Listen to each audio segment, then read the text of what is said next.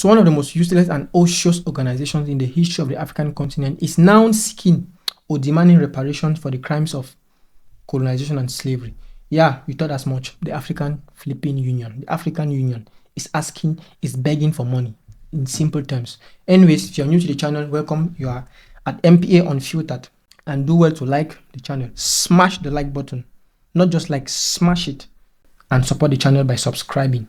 Do well, please, to watch the video to the end so they can understand my argument. And if you have any thoughts, drop in the comment section and I'll be happy to respond.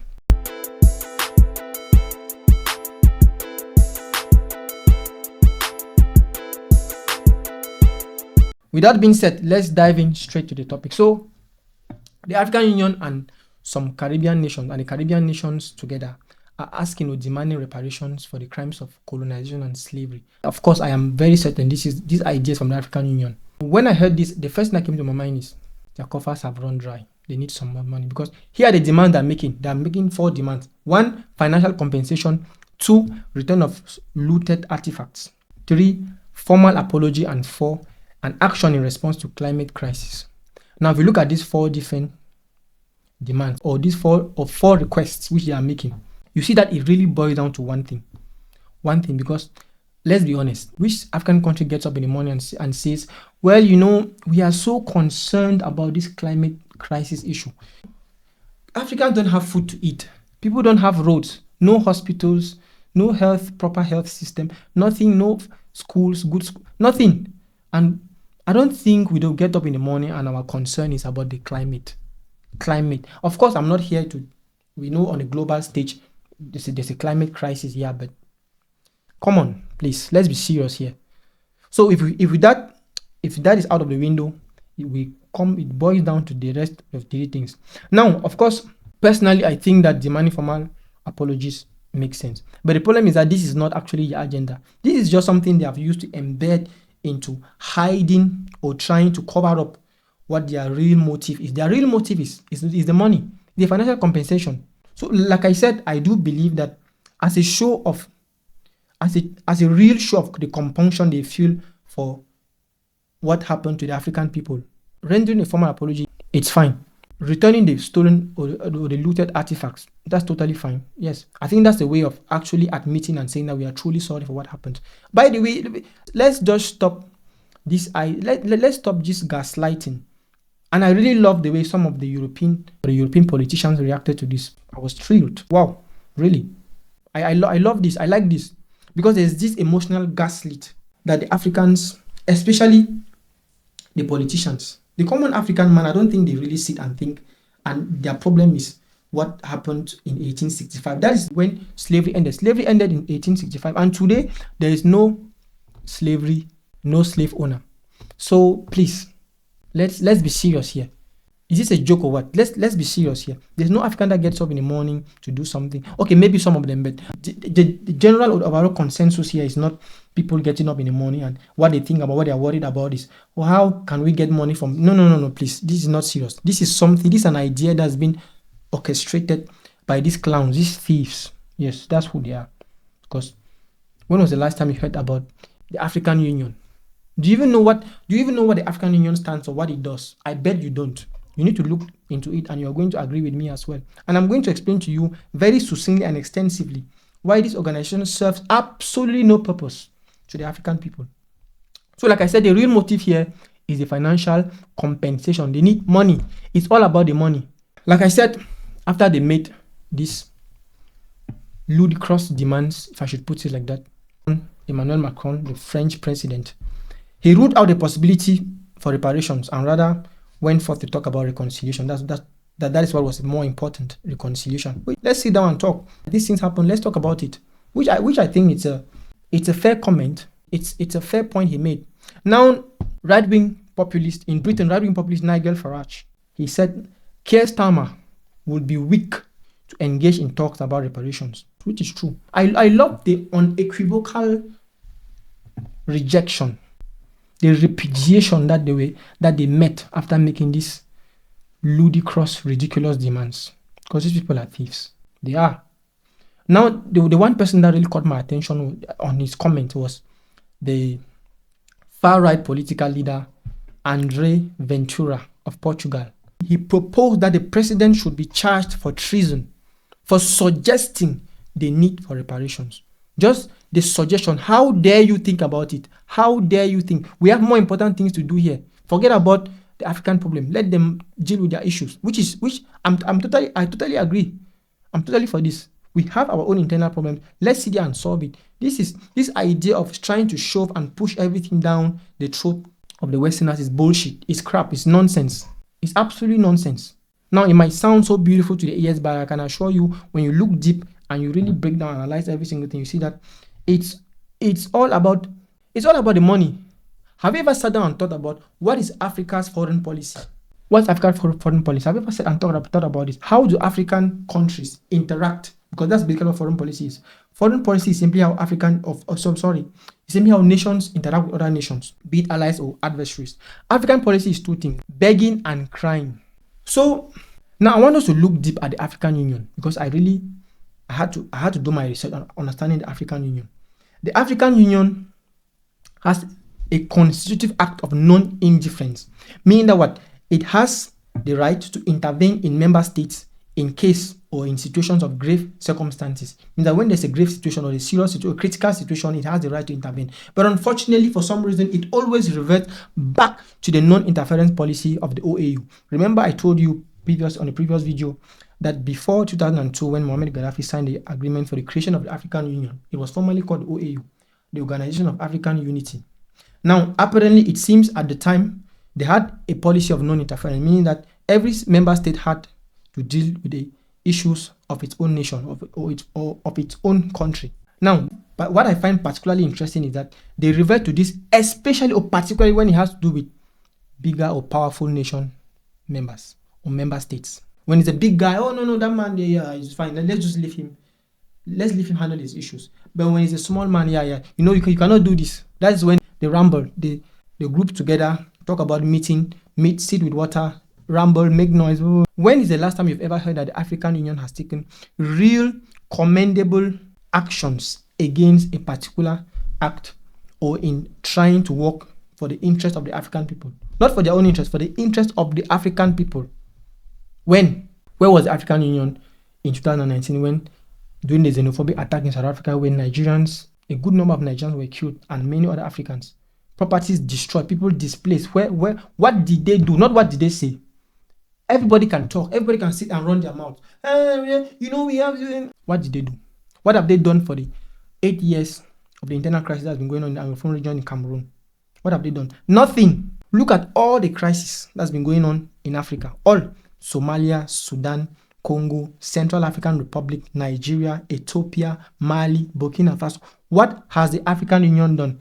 Nothing. They've done nothing. Apart from talking. They've done nothing. Now, when I heard these demands they made, and I did my little bit of research, the first thing that came to my mind is, what is the use of this organization? Let's just dissolve it. It's of no use, because there's no need having someone who is supposed to represent you and stand for you, but there's nothing significant they do to represent you. There's no need. Let's just dissolve it. We go back home and then we try to see how we can solve our own issues. Well, I found something very interesting. Did you know that a significant budget of the African Union, a significant budget, over 65%, close to 70% of the African Union budget comes from where? You got it right. The EU and other non-African countries or non-African nations. These are the people that are funding the African Union. Well, the person who was funding a greater portion of their budget was Muammar Gaddafi, and he was killed. And what did they do about it? Nothing. He was killed. He was murdered in cold blood. They killed him. So the EU now had to come in. Because when I heard about the African Union, I really thought, in my mind, I was thinking, I believe that, okay, maybe it's an organization of people where they come together and they say, okay, let's look at the continent of Africa and try to elect or put people that are really competent and not really in their respective countries' governments to work for the African people. Well, it's not how it works there. That's not how it works. I'm going to come to the structure, the leadership structure of the African Union. But like I said, over 70% of the African Union budget is contributed by the EU, and the budget, a significant portion, do you know where it goes to? A significant portion of the budget, do you know where it goes to? Peacekeeping and crisis-related programs. Peacekeeping. So I want you to think about this. If a significant proportion of the African Union budget is allocated for peacekeeping and it doesn't come from Africa or the member states themselves, it comes from the EU, maybe there's an incentive for there to be instability in the region, in the African continent. Maybe, I'm just asking, maybe, because would they still receive this funding if there was total utopia, calmness, functionality, things working properly in African, if there was stability in the African continent? Would they see this funding? I don't think so. Would they? Nope, I don't think so. Do you think that they will receive this funding? I don't think so. Well, I'm not insinuating anything, I'm just asking. Anyways, talking about the leadership structure of the African Union, here's something very interesting. The African Union leadership structure is divided into 3 different branches. We have the Assembly, which is the supreme decision-making organ. That's the Assembly. Then we have the Executive Council and we have the African Union Commission. These are the 3 different bodies. Now, we are going to focus more on the Assembly because the Executive Council is comprised of the Minister of Foreign Affairs and other designated ministers of the different member states. Now, the Assembly itself is comprised of the head of state and government of the 55 different member states. That is the group that constitutes the Assembly. And like I said, they are the supreme decision-making organ. The chairperson in the Assembly is a head of state who is elected by the peers or by his peers, and is one who represents and passes some decision. Is responsible for the decision making in the Assembly. Now, I want to ask you this question. Imagine, for example, a country like Gabon. The people are suffering. Let's just, hypothetical scenario. Let's say Gabon is suffering. The people are complaining, no, we don't want our president anymore. We don't want him. He's not doing us any good. Right? Well, the president, who is the person responsible for all this mayhem, all these unfortunate circumstances, is a member of the African Union. And I know now what you might be thinking is, well, maybe why, if he's just a member, there are 55 member states, right? Well, the 54 could decide and punish him for it. The problem is that they're all the same. They're all the same. These are bros. They're all doing the same things. They're all doing the same thing, unfortunately. That is why it is extremely difficult. We don't need this organization. It is useless. It's pointless. It's just to sit there and salvage all the money. And by the way, when I first heard about the African Union, it dawned on me. I was thinking, these people, these greedy, selfish African politicians, can they really sit down and put money to do something significant with it? And guess what? I was right. Before I got to realize or find out that a serious majority of their funding was from European nations, from outside nations. Imagine, let's do a thought experiment here. Most Africans, or most people, well, I don't want to believe most normal, reasonable Africans believe this, by the way. But let's consider those who believe. If you're of the camp, or you're of the group that believes that all the problems in Africa is because of colonization, which is false, as I explained in the previous video, unfounded, is some farce, some horse shit, is nonsense. Throw that out of the window, please. Anyways, if you believe that is true, well, I just proved to you. You can fact check me, you can verify. A good proportion of the African Union budget or funding comes from the EU and other non-African members nations. So if that is true at the same time, it means that what you're actually believing is that the EU, because the EU basically represents the Europeans, or it represents Europe. Europe is responsible for the colonization and slavery that was inflicted or perpetuated on the African people. That is true. So they are responsible for this. But at the same time, they are the ones funding you to defend yourself of the instability that you believe they are causing. Make that make sense. So you believe that this guy, A, is causing problems in your family, but you have to depend on him to give you money, to give you weapons, to give you protection, to save you from the problem he's causing. Does that make any sense to you? Quite frankly, does that make any sense to you? Because to me, it doesn't. It absolutely doesn't. Now, leaving aside this argument, this thing about the African Union, I mentioned earlier on, Africa was not talking about reparations. First of all, the reason why reparations I find it utterly disgusting and reprehensible is because it is an absolute disrespect to the African people. It's like someone comes to your family, destroy, kill everybody, and comes and tell you, well, sorry, take this money. You can take this money and take care of yourself? How would you feel? That's literally putting a price tag on the suffering that was inflicted on your family. Slavery was some serious issue here. This was not some beautiful scenario where a family got up and say, oh, you know what, today we are going to the farm to do some beautiful work and come back as a family. That's not what slavery was. Nothing like that. People were tortured, maimed, unalive, killed. People went through, the solemnity and severity of what the Africans were subjected to during the period of slavery is something that we have to respect it, please. We have to take it seriously. That's one of the reasons why I'm strongly against the issue of reparation, financial compensation. That's my point. Apology, fine. It's understandable. Returning of looted artifacts, totally in for it. But money, no. Because that money will never get to African to help any African. No. If there's money, there should be financial compensation to the victims. Are they still alive? Definitely not. Maybe their family members, their children. After that, it ends there. Third generation, after that, no. Grandchildren, no, nothing. It's fine. It was an unfortunate situation, but it's fine. We have to move on. So like I said, Africa was not the only continent to have been colonized. Nope. I know you want me to sit here and tell you some beautiful, nice stories. No, I'm not your mom. I'm not your mother. All right? If you want someone to tell you that they love you, go and see your mom. That's if you don't have a girlfriend or something. Go and meet your mother. She will tell you she loves you. I'm here to tell you the truth. If you don't like it, it's fine. If you think that I am talking trash, make a compelling, not a triggering, stupid argument. Tell me something that's reasonable. Anyways, China was founded when? In 1949, not so long ago.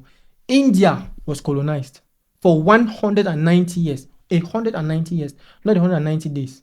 So many examples. Let me take a simple classical example of Singapore. Singapore was colonized for 140 years. The British came, in fact, it was like some form of rape, where the British came, finished, and then passed it on to the Japanese. And Japanese continued. Finally ended in 1959, where Singapore was finally liberated and free and gained their independence. And they had the luck of having a serious and very dedicated and determined leader, Lee Kuan Yew. Lee Kuan Yew was the first prime minister of Singapore who took over in 1959, and he ruled up to 1990. And Lee Kuan Yew made this city-state so tremendously prosperous, to the point where he took the nation from a developing country to one of the most prosperous nations in not just Asia, but the world at large. And you would think that this nation, Singapore, wow, they should have a lot of minerals. Nope, sorry, Singapore has no minerals. No uranium, no diamond, no gold, nothing. No cobalt, nothing. No oil and gas. They do not have any of that. Prioritize three things. 1, stability. 2, meritocracy. And 3, anti-corruption. He fought vehemently corruption. I'm talking about execution. Just 2 days ago, the ex-minister of Agriculture and Rural Affairs in China has been sentenced to death with 2 years of reprieve for corruption. Sentenced to death. And the reason why he's been given this leniency of 2 years of reprieve is simply because he admitted. He said, no, you know what? I'm guilty. I did all of these things. I'm sorry. Just imagine that we had to use this form of justice in Africa, where we sentence corrupt leaders. The African continent might be divided into two in less than no time. Someone sitting on Fox News or BBC or CNN and watching what would be happening might think that there is some carnage, some mass murder, some massacre, or some genocide being committed, or some pogrom being committed on African people. No, it's just why? Because almost everybody is corrupt. The corruption is ingrained, has infiltrated even to the children, and this is unfortunate. So please, this idea of no, Africa is this because no, it's bullshit. All of that is nonsense. We know how to solve. We know our problem. And here's the slippery slope. With all this being said, someone might say, well, it looks like the problem. I know people are going to bash me for this. It looks like the problem is leadership. Well, it's not leadership. It cannot be that every single leader, all the leaders in African countries are just bad. No, maybe the problem is the people themselves. The people themselves. You cannot keep on electing bad leaders. These leaders, we are not talking about, because when you say the problem is the leaders, right? We take out the leaders. Who are the next leaders coming? Are they Chinese? Are they Russians or American? No, they are the same people from this African continent. This is one thing we like to talk about the West. The West, Europe and America, even they have this opportunity they have provided or given to the entire world. I do not want to precise that to the African people, to the entire world, where you have, it is possible for you to have the leader of maybe a European nation that is not necessarily an indigene of the country itself. But that can never happen. That has never happened, at least to the best of my knowledge, in Africa. If we have Nigeria, the leader of Nigeria is most likely 99% probability is going to be a Nigerian. So the problems of Nigeria is Nigerians. You cannot say it's leaders. No.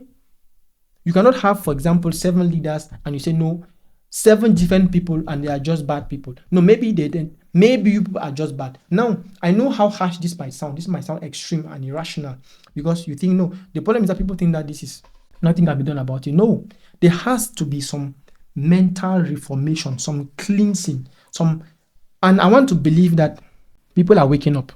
I really want to believe this. But the first thing for us is that we have to admit that, no, you know what, we are behind. We are lagging. We have to put ourselves together and try to move forward. Anyways, that is it. That's all I had to tell you today. That is it for today. Like I said, if you watch up to this point, thank you so much, and do well to like, subscribe, and stay tuned for subsequent videos. Thank you.